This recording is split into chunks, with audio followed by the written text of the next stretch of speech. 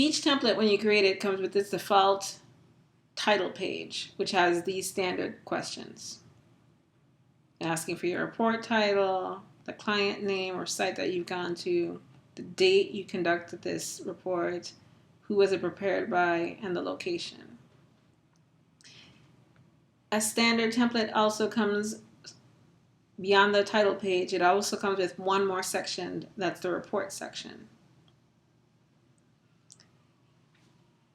This is a template that has every single type of question on it. So there's 19 possible question types. One of the question types is just called question, and there are a bunch more. So a question type looks like this. You can either choose from a default value list, yes, no, NA, safe at risk NA, or you can create your own value list and attach it to this question. Categories look like this. It's just basically a text group way of grouping questions under a certain text header. To add all the different kinds of questions, all the different question types, use the Add More button. So you can add a category, you can add a question, you can add an address type question, basically asking for the GPS location, barcode scan, checkbox, date, time, email, files, information, media, etc. Let's go through them on this screen. So you got this one. This is a question type question, which lets you choose one answer from a maximum of 5 options. Right now I'm using the default, one of the default value lists, safe at risk NA. I could change this and say, you know what? I want to use a new value list using A, B, C, D, E as my options.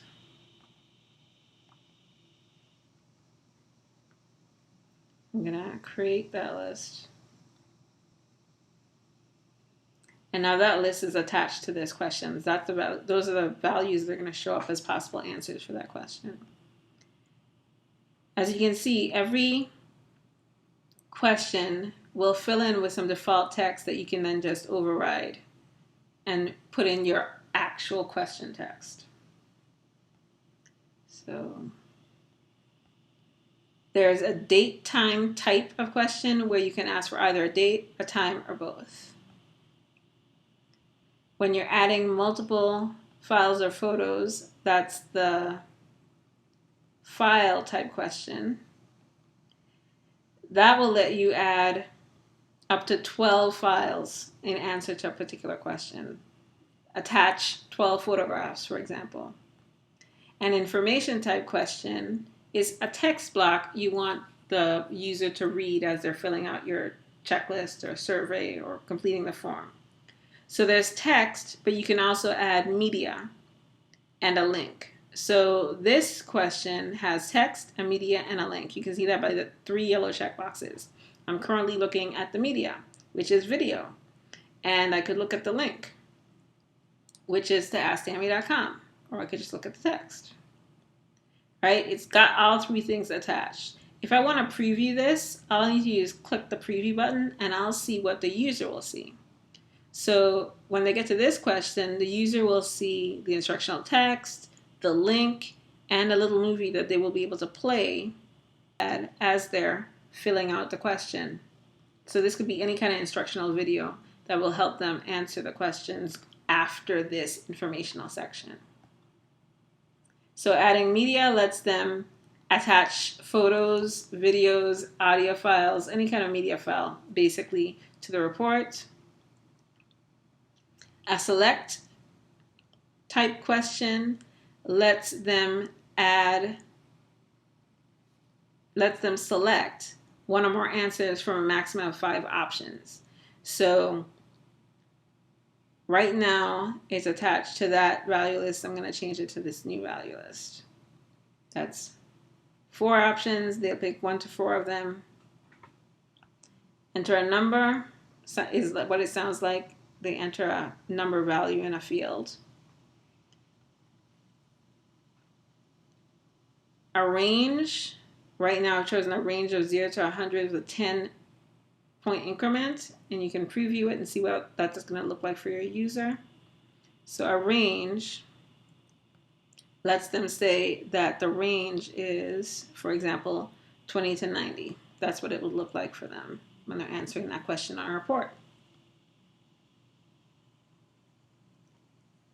A select is different from the multiple choice, which we had above before. So this multiple choice, that's the icon. A select, that's the different icon. So a select lets you choose one answer from unlimited options, where multiple choice lets you choose one or more answers from a maximum of 5 options. So I'm saying I want unlimited options, so I'm using that unlimited options value list. It has obviously more than 5 possible options. Signature is what it sounds like. They can add a signature to a report. You can have multiple signature field type questions on your report, so you can ask for multiple signatures if you need to. Text is a text block where they can just type a blocks of text in as a response to a question.